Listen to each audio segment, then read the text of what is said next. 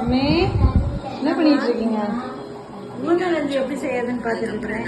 சரி சரி, சாப்பிட்டீங்களா? சரி, என்ன சமைச்சிருக்காங்கன்னு பார்க்கலாமா?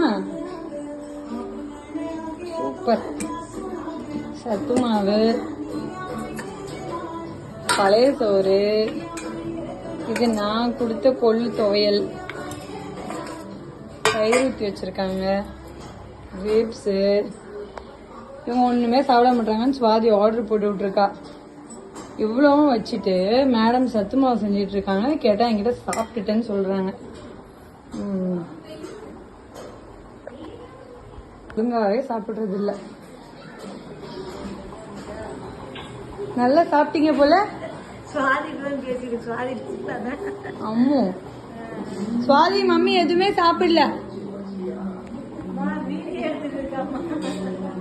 டாடா பாய்.